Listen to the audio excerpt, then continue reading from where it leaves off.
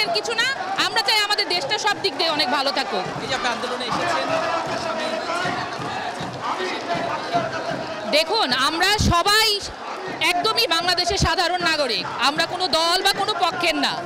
আমরা চাই আমাদের দেশে একদম গণতন্ত্র আসুক, আমরা যাতে সবাই একদম খুব আরামসে লাইফটা কাটাতে পারি দেশে। আমাদের কোনো পক্ষের বা কোনো বিপক্ষের কিছু না।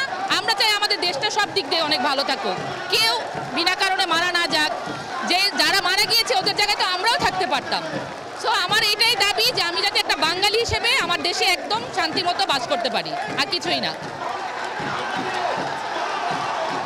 এই দাবিটা আমার দেশের কাছে, দেশের সবার কাছেই।